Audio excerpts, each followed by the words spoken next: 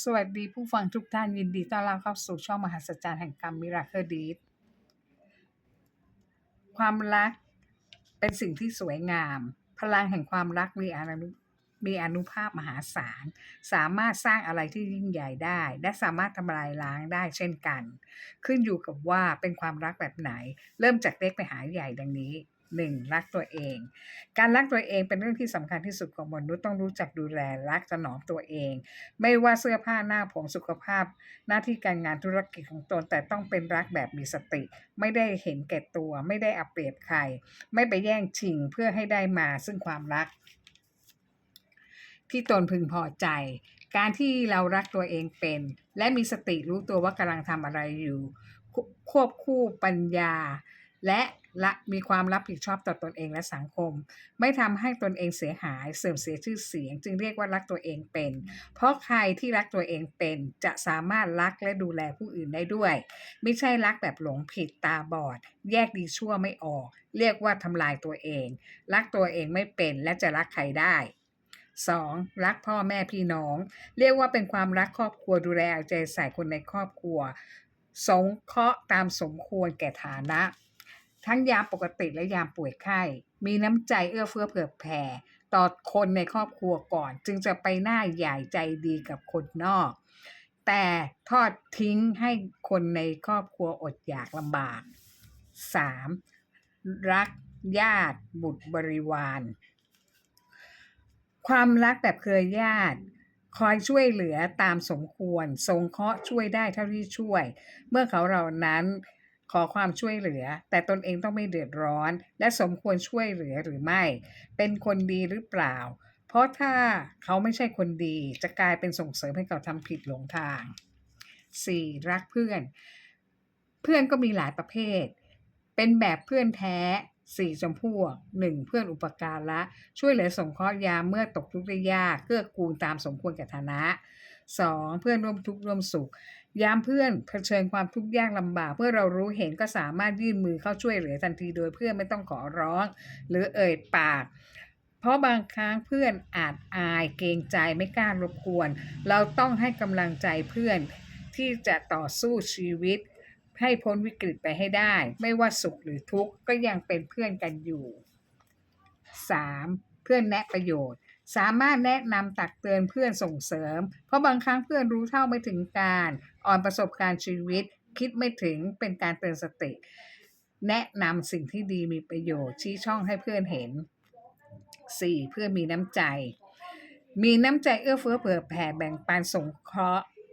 ความรู้ช่องชี้ช่องทำมาหากินส่งเสริมสนับสนุนเพื่อนตามความสามารถที่ทำได้โดยตัวเองต้องไม่เดือดร้อน 5. รักชาติศาสนาองค์กรเป็นความรักที่เสียสละในสิ่งที่ช่วยเหลือได้ตามกำลังความสามารถให้ความร่วมมือ 6. ความรักแบบคู่รักสามีภรรยาเป็นความรักที่ยากที่สุดในการใช้ชีวิตคู่ร่วมกัน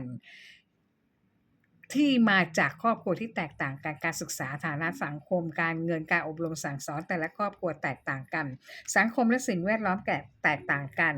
ในการปรับตัวเข้าหากันก็ไม่ใช่เรื่องง่ายๆการใช้ชีวิตครอบครัวให้มีความสุขเป็นเรื่องที่ยากมากต้องอาศัยความซื่อสัตย์ไว้ใจเข้าใจความมั่นคงในความรักเดียวใจเดียวไม่หวั่นไหวตามสิ่งแวดล้อมที่ยั่วยวนซึ่งคนที่จะมีจิตใจมั่นคงเช่นนี้หายากมากในสังคมยุคปัจจุบันเพราะสมัยนี้รักง่ายเลิกไวเปลี่ยนคู่ง่ายหารักแท้ยากแต่รักแท้ยังคงมีอยู่จริงต้องอาศัยความมั่นคงซื่อสัตย์จริงใจของคู่ครองทำงานร่วมกันชีวิตครอบครัวจึงจะมีความสุขได้ส่วนใหญ่พอเลิกกันก็มักจะพูดว่าไม่เข้าใจการแตกต่างกันเกินไปพูดถึงข้อเสียของกันและกันมากมายต่างศาสตร์โกนเข้าหากันขาดความรับผิดชอบในหน้าที่ของการเป็นพ่อแม่ทิ้งลูกของตนเองให้เป็นภาระของปู่ย่าตายายหรือคนอื่นที่ไม่ใช่ญาติจึงเป็นปัญหาสังคมในปัจจุบันนี้วันนี้มีเรื่องราวความรักของครอบครัวหนึ่งมีภรรยารักสามีจนหมดใจทุ่มเทให้หมดจนลืมรักตัวเองมีผู้หญิงคนหนึ่งเป็นลูกสาวคนสุดท้องในครอบครัวคนจีนโบราณมีพี่ชาย4คนเธอเป็นผู้หญิงคนสุดท้องพี่ๆได้เรียนหนังสือกันหมดส่วนตัวเธอเองไม่ได้เรียนหนังสือเพราะคนจีนมักคิด คิดว่าเดี๋ยวก็แต่งงานไปไม่มีประโยชน์ที่จะเรียนไปทำไมเสียเงินเสียทองเปล่าๆเธอเป็นหญิงสาวที่หน้าตาดีคนหนึ่งมีแม่สื่อมาขอเธอแต่งงานหลายคนแต่เธอปฏิเสธทุกคนอาจเป็นเพราะวิบากกรรมของเธอเองที่มาหลงรักชายไทยยากจนแถมขี้เกียจทำงานมีอาชีพขับรถเมล์โดยสารพ่อแม่พี่ชายเธอคัดค้านแต่เธอก็ไม่ฟังหนีตามมาอยู่ด้วยกันมาเช่าบ้านเล็กหลังเล็กๆอยู่เมื่อสามียากจนเธอก็ต้องช่วยค้าขายน้ำเฉาก๊วยที่เยาวราชหน้าร้านที่ขายน้ำเฉาก๊วยนั้นเป็นของพี่ชายคนโตของเธอพี่ชายช่วยออกทุนทุกอย่างให้น้องสาวมีอาชีพเลี้ยงตัวเองเธอขายได้กำไรดีมากเงินที่เธอค้าขายได้มากกว่าเงินเดือนของสามีหลายเท่าตัวเธอเก็บเงินเก่งไม่นานก็สามารถซื้อบ้านหลังเล็กๆได้หนึ่งหลังมีพี่ชายแอบสมทบให้บ้างและพี่ชายยังช่วยเหลือซื้อเฟอร์นิเจอร์ต่างๆให้เธอกล่าวถึงสามีเงินเดือนไม่เคยเหลือกลับมาให้เธอเลยเพราะเขาชอบเล่นมวยเสียตลอดเวลาแต่เธอก็ยังรักสามีสุดชีวิตจิตใจเชื่อใจสามีทุกอย่างสรรหาอาหารเลิศหรูซื้อทองให้ใส่พาเที่ยวทุกอย่างที่สามีต้องการเธอหามาให้หมดส่วนตัวเธอเองไม่มีทองใส่เลยดีที่ชายคนนี้ไม่ดื่มเหล้าไม่ติดยาเธอมีลูก3 คน1คนโตเป็นหญิงพิการแต่กำเนิดมือเท้าเป็นง่อยเดินไม่ได้พูดไม่ได้เธอต้องขังลูกสาวคนโตไว้ในห้องเล็กๆและวางกับข้าวน้ำไว้ให้3 มื้อเพราะเธอต้องไปขายของอยู่ไม่นานก็เสียชีวิต2ลูกชายคนกลางเป็นคนพิการแต่กำเนิดเช่นกัน3ลูกสาวคนสุดท้องสมประกอบทุกอย่างแต่ไม่เรียนหนังสือพอโตเป็นสาวก็หนีตามผู้ชายไปเหมือนที่เธอเคยทำต่อมาระยะหลังๆพฤติกรรมสามีเธอเริ่มเปลี่ยนไปอ้างงานมากต้องขับรถแทนคนอื่นจะกลับบ้านเฉพาะเสาร์อาทิตย์เท่านั้นมีชาวบ้านมาบอกเธอว่าสามีไปมีเมียน้อยเช่าบ้านอยู่แถวอู่รถเมล์ที่ทำงานอยู่และสามีหลอกเงินทองเธอไปเพื่อบำเรอเมียน้อยแต่เธอไม่เชื่อหาว่าชาวบ้านยุ่ยแย่ให้ครอบครัวเขาแตกแยกทั้งที่เธอรู้อยู่แก่ใจว่าสามีมีเมียน้อยเพราะเธอแอบไปดูและเห็นกับตาว่าอย่างเป็นจริงอย่างที่ชาวบ้านบอกจริงๆแต่เธอแกล้งทำเป็นไม่รู้ไม่ชี้อยู่มาวันหนึ่งพี่ชายคนโตหัวใจวายตายพี่สะพ้ายขายร้านค้าที่อยู่ย้ายไปอยู่ที่อื่นเธอก็ไม่มีที่ขายของไม่สามารถหาเงินมาปรนเปรอสามีได้เธอจึงแอบไปค้ายาเสพติดมีเงินทองร่ำรวยผิดปกติสามีไม่เคยถามไถ่เลยว่าเธอเอาเงินทองมาจากไหนรู้แต่ว่าจะผลาญเงินเมียให้หมดได้อย่างไรวันหนึ่งมีตำรวจเข้ามาจับกุมที่บ้านเธอพร้อมลูกชายและสามีเธอถูกฟ้องศาลเธอรับสารภาพว่าเธอเป็นคนค้ายาเสพติดจริงสามีไม่รู้เรื่องด้วยและลูกชายที่พิการก็รับสารภาพกับศาลว่าผมยอมรับผิดครับลงโทษผมคนเดียวได้เลยปล่อยพ่อผมไปนะครับพ่อผมไม่รู้เรื่องเลยทุกคนที่อยู่ในศาลฟังและสะเทือนใจพอรู้ดีว่าลูกชายยอมรับผิดแทนพ่อมีหรือที่พ่อจะไม่รู้ว่าแม่ไปทำอะไรมาจึงมีเงินมาใช้อย่างฟุ่มเฟือยลูกชายที่พิการแสดงความกตัญญูต่อพ่อเป็นครั้งสุดท้าย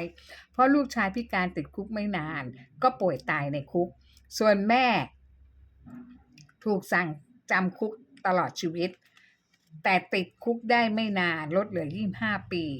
พอติดจริง15 ปีเหลืออีก1 วันจะปล่อยตัวออกจากคุกหัวใจวายตายในคุกเธอไม่มีเงินติดตัวแม้แต่บาทเดียวเนื่องจากเธอเป็นคนขยันจึงรับจ้างทำงานในคุกมีเงินอยู่100,000 บาทเพราะจะเป็นทุนค้าขายยามเมื่อออกจากคุกมาลูกสาวเธอตายก่อนมีหลานสาวมารับมรดกยาย100,000 บาทและหลานสาวตัวแสบก็นำศพยายไปเผาวัดใกล้คุกแต่ไม่ยอมจ่ายเงินค่าทำศพให้กับวัดทั้งที่เพิ่งรับเงินมา100,000 บาททิ้งศพยายไม่ไปดูดำดูดีเลยนะหนีกลับเข้ากรุงเทพกล่าวถึงสามีหลังจากที่ถูกปล่อยตัวไปไม่มีส่วนร่วมด้วยแต่สามีก็ไม่เคยส่งเสียเงินทองหรือไปเยี่ยมเธอเลย ไปอยู่กับเมียน้อยอย่างสบายใจแต่เรื่องมาเกิดตอนที่เมื่อสามีเกษียณออกจากงานตามเมียน้อยไปอยู่ที่ต่างจังหวัดชายคนนี้เป็นคนขี้เกียจค้าขายก็ไม่เป็นเคยตัวกับการที่เกาะเมียกินพอมาอยู่กับบ้านเมียน้อยจริงๆไม่มีงานทำจึงเห็นท่าแท้ของเมียน้อยและลูกๆของเมียน้อยต่างด่าว่าประชดประชันต่างๆนานาและกลด่าอย่างหยาบคายๆและปล่อยให้อดอยากไม่มีอาหารเลิศรสให้กินไม่นานนักเขาก็หัวใจวายตายเมียน้อยว่าจ้างรถมาส่งศพที่โรงพยาบาลในกรุงเทพและโทรศัพท์บอกพี่สาวของชายคนนี้ว่าให้มารอรับศพที่โรงพยาบาลให้ไปทำพิธีทางศาสนา โดยที่เมียน้อยไม่เคยมางานศพเลยไม่มาเผาผีด้วยไม่มาลอยอังคารแยะตะตามเที่ยวแย่งสามีเขามาทุกคนได้รับผลกรรมเป็นทอดๆทำอย่างไรรับอย่างนั้นชดใช้กันในชาตินี้ทุกอย่างที่ทำไว้น่าสงสารผู้หญิงคนนี้ที่ไม่รู้จักรักตัวเองแต่เป็นรักคนอื่นมากกว่ารักชีวิตตัวเองรักแบบขาดสติรักแบบคนตาบอดไม่แยกดีชั่วไม่ฟังคำเตือนของใครๆที่เตือนสติจึงต้องรับผลกรรมเช่นนี้สวัสดีค่ะ